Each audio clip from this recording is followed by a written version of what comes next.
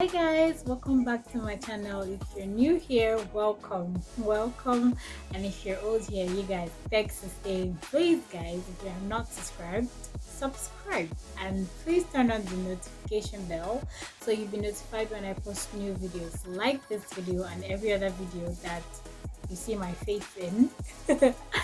And don't forget to comment too, because I get to know, okay, this person said this and reply to you. Okay, let's get into this video.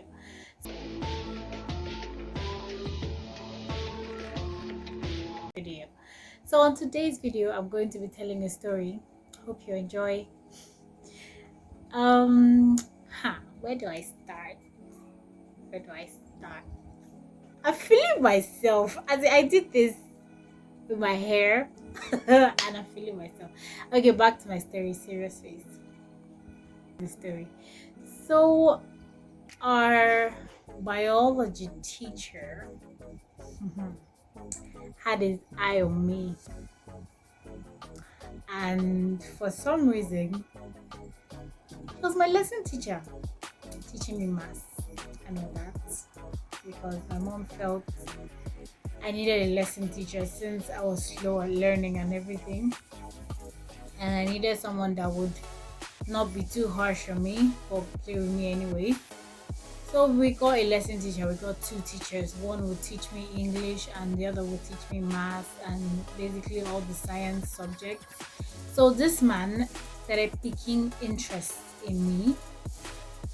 When he would come to teach me lesson, he would praise me and tell me that I was doing well. And then when we were in school, I would sometimes overhear some teachers say, this teacher said this about this girl and he's even teaching her a lesson and he says she's so dumb and they should just drop out of school. Imagine how I felt. Well, one day I overheard him say myself, this time around, I and my sister, we had gone late to school or something. Yeah, I had gone late to school. My sister was a prefect, so she had to go very early. And my dad was like, why are you always going late to school? You this child, you're gonna destroy your future. I'm like, Daddy, no. But my daddy would chase me out of the house, be like, your younger sister is already in school and what are you doing here? So that day I went late, so I had to stay downstairs and do my punishment. What was my punishment? Oh, it was to wash the toilets. Yeah, it was to wash the toilets, the girls' toilet. So it was kind of clean. So I was downstairs and he did not know I was there, right? Because there's a corner where you can sit. People will barely see you because the door is kind of glassy and everything. So he was talking to some teachers downstairs and he was like,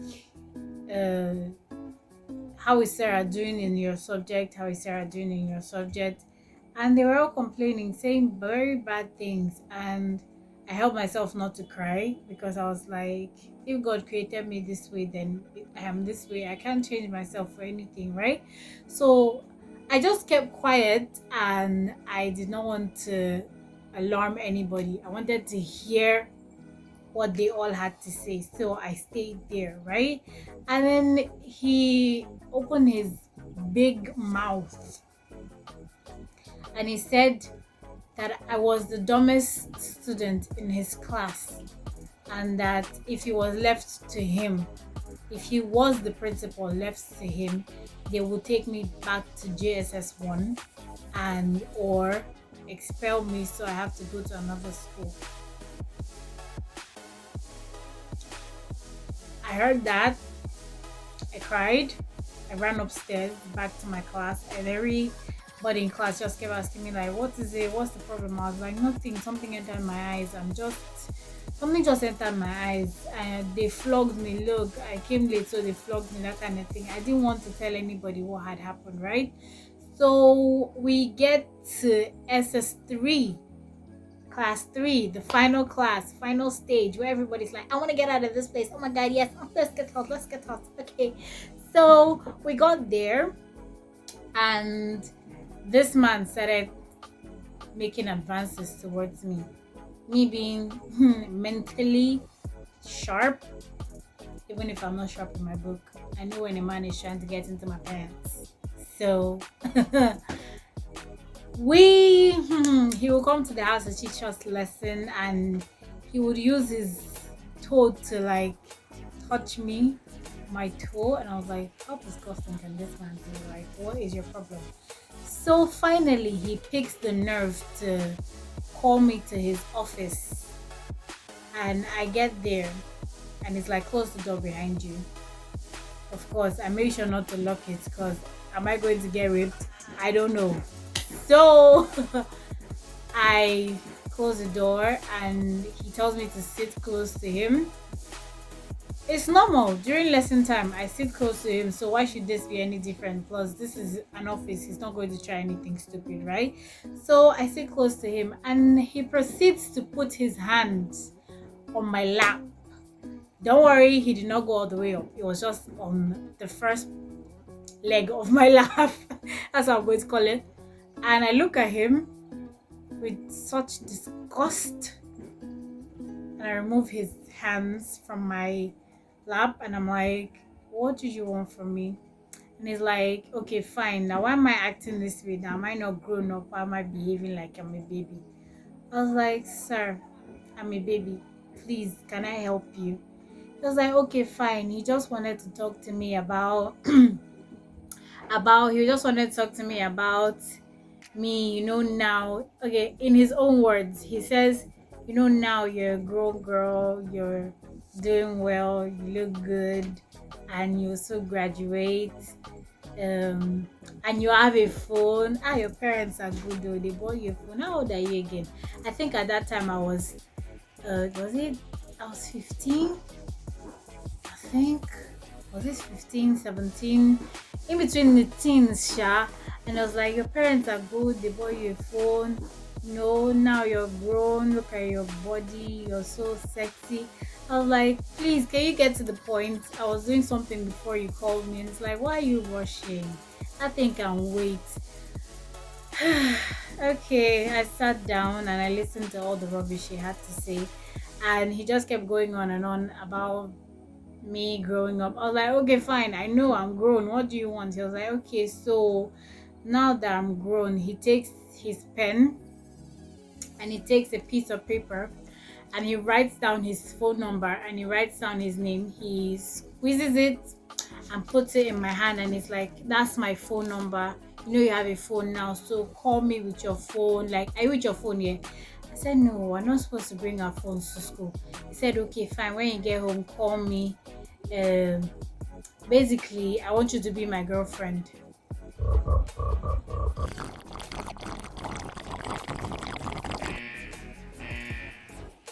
He said what? That's what he said though. That I should be his girlfriend. Amy. Amy. More. A girl of how old? And this man is old enough to get married and have a 5-year-old child.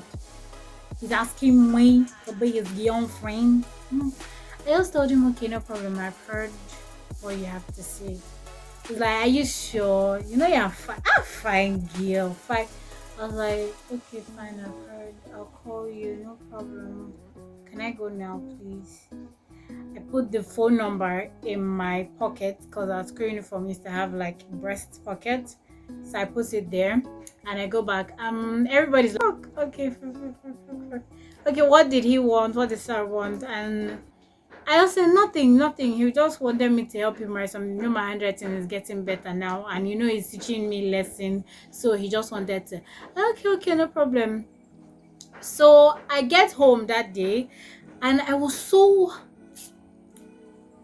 angry. I was like, I hate this man complain about me from different teachers. Because of this man, people had the nerve and effrontery to hate me for no reason. Because of this man, teachers had the right to tell me that I was dumb and I was never going to be anything in my life. I heard him call me dumb to my own ears. Like, and you're here, you have the nerve to ask me out. I was pissed, I beg. And then I go home and my mom came back from work, normal. My dad came back too. I did everything I had to do. But I went to my mom's room and I just kept doing this.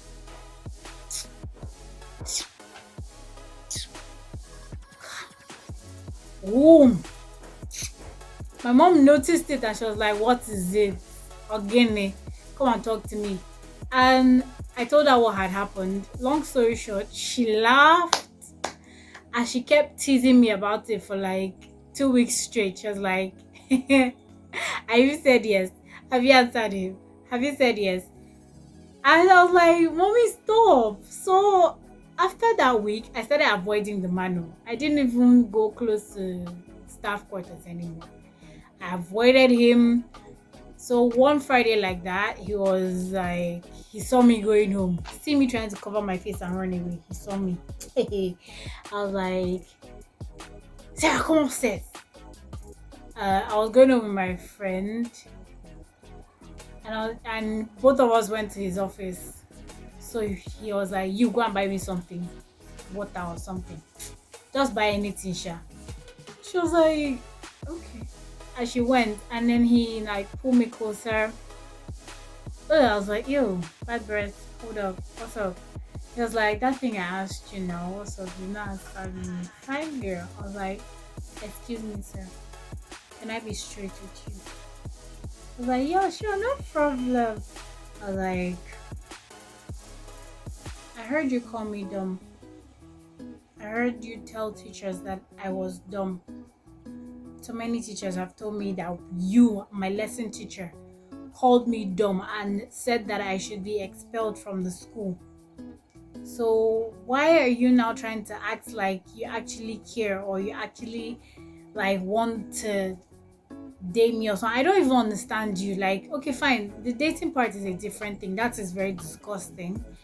And that is very that's child abuse. Like, forget that thing. There's nothing like child abuse. That you're a fine girl now. What's your problem? Why are you talking like this? I'm like, I know I'm a fine girl. Excuse me. I know I'm a fine girl.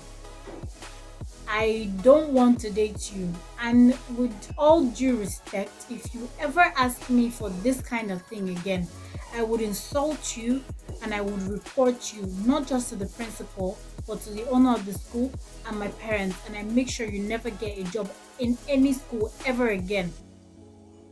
And he was just looking at me like, has it gotten to that? I was like, yes, it has gotten to that.